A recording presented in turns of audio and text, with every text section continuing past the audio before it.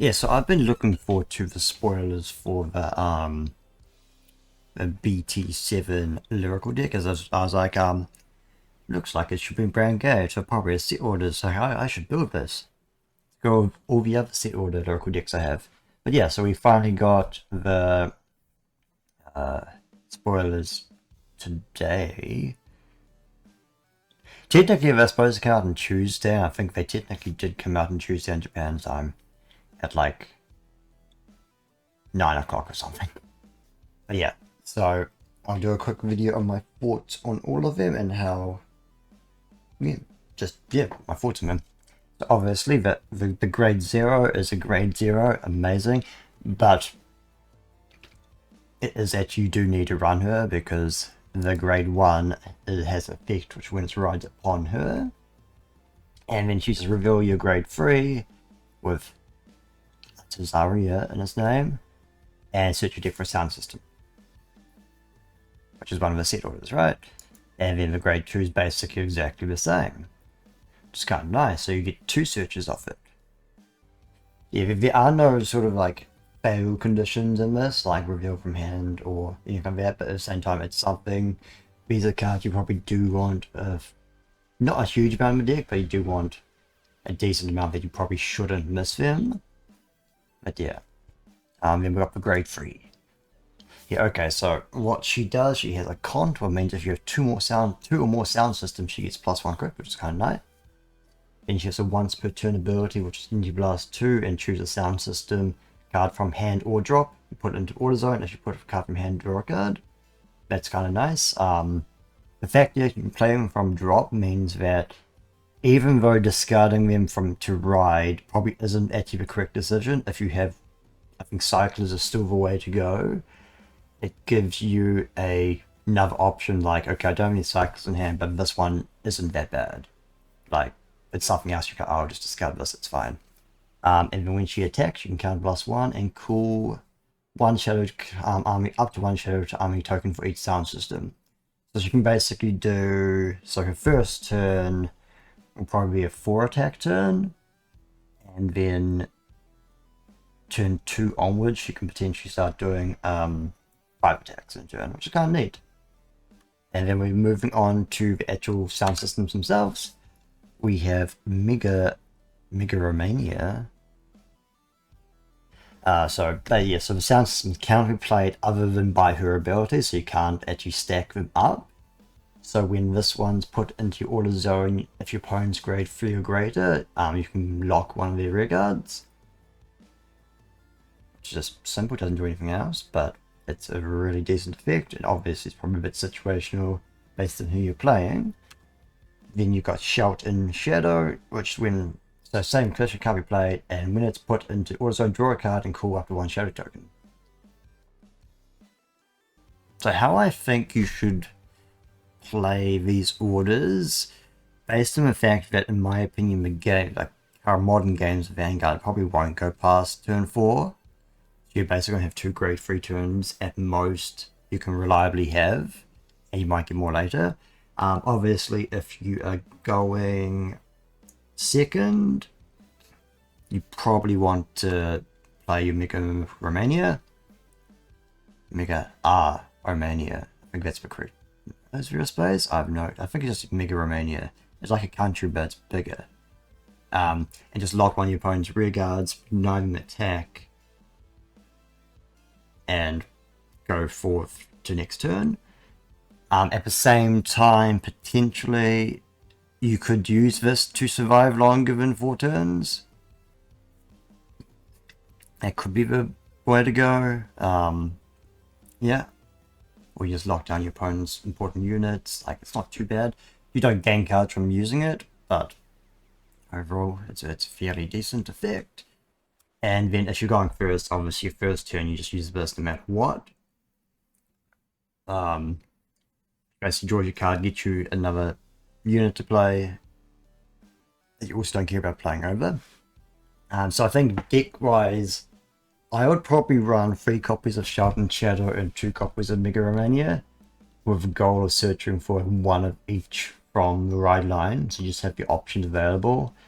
and then hopefully finding, at least digging some more Shelter and Shadows out from just drawing cards. Potentially you could play some other order searches, but I don't think it's as important.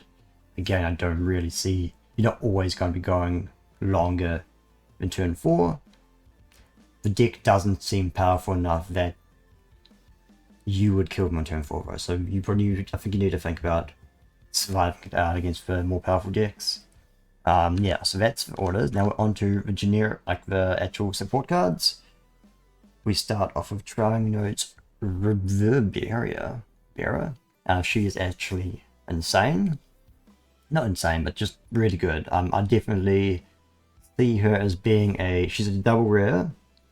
I suspect we will see her being priced upwards towards the high end of triple rare prices, because she's basically a 4 in your deck, just like your Vanguard, your grade 3 Vanguard, and due to the fact how many double rares there are on sets these days, she's not going to be back. She's going to be so you open a case of BT7 and you'll probably get a playset of your grade 3 and a playset of her. So I see her being actually relatively expensive. Her effect's good enough. I think it'd be no-brainer not to just run 4. And what she is, so if you have a sound system order zone, she is a 13k booster, which is just good. And then at the end of battle, this boosted, if your order zone has a sound system, put this into Soul and bounce one of your units. Yeah, so basically she can clear an entire line by herself, and she clears herself away and can bounce with things she just boosted. So she's basically Yuka, but or Yuika, but better in a way, as her power is always going to be on your turns. Like there's no need to have played something, and you can play her second and still have your power. And you don't gain the unit, like you don't keep the unit in play, which I think is honestly fine against like certain decks like Varga anyway. But you get the bounce by having to use Soul, and she gains you Soul. So you could use her alongside Yuika's and use her effect to essentially pay for Yuika's effect as well. So this card is definitely a 4 of 100%. Then we have this girl. She's basically, if you have a sound system, she's has 10k shield or 13k power. Active on opponent's turns too. She's something, if you have deck space, I would put her in. But she's not like a massively powerful card where it's just like, she's not a must-have, but she's more like, oh, I guess I have deck space. She's a decent, so yeah, so she's a 13k booster and a 10k shield, which is honestly fairly useful. Then we have Devilish Flanger Luther. So when this is placed on rearguard or guard circle, if your order zone and sound system, it gets power and shield until end of turn. It's unlike her, who's like always going power and shield. And when she's returned from a rearguard to hand from rearguard during your turn, or retired from rearguard during turn, you can counterblast and draw. Don't know how much counterblast the deck will have, but she's one of the cards you want to play. If you bounce her, and if you have enough counterblast, you just draw a card. And then you can guard with her as a 10k shield. I think she'd also definitely be a 4 of, and she's a triple rare, so she's probably not going to be too cheap. So I don't know how often you'll be drawing off her, but worst case scenario, you're using her, you're clearing your lines up to play, so you essentially, so that way you can play your Shadow Army tokens without playing over things and losing stuff. So you don't want to lose cards. Because if you play over her, you can counterblast and be even. If you bounce her and counterblast, you're +1, basically.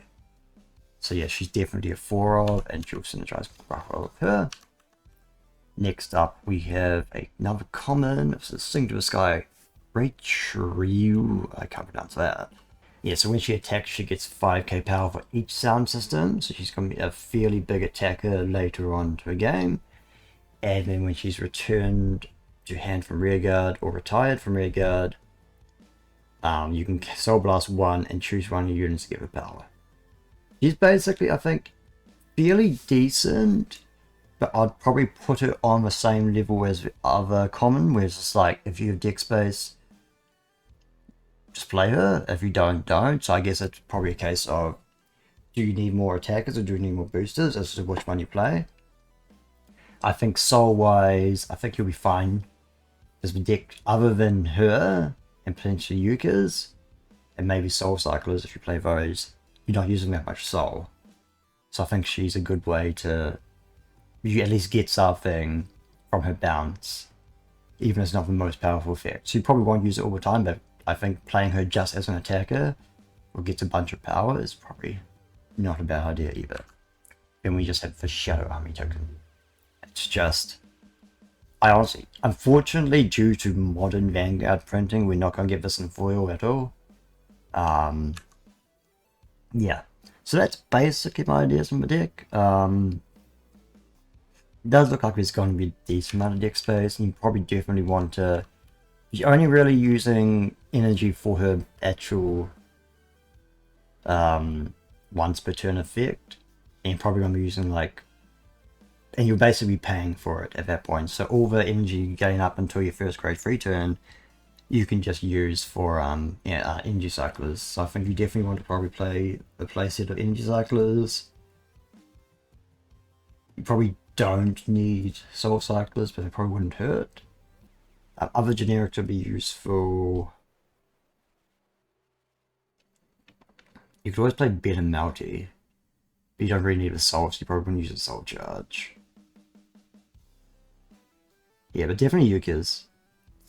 I probably just, you basically want to clear your lines as well as possible. Yeah, because the way I see it is you don't want to lose cards to having to play over things with Shadow Army tokens. That is all the cards we've been spoiled so far, which is probably, I think it's all the cards for the actual deck itself. So when you're basically filling in gaps with generics and stuff, or making decisions of like, do you need all these commons or not? But yeah, thank you for coming, and I will see you in a couple weeks' time for another Vanguard video.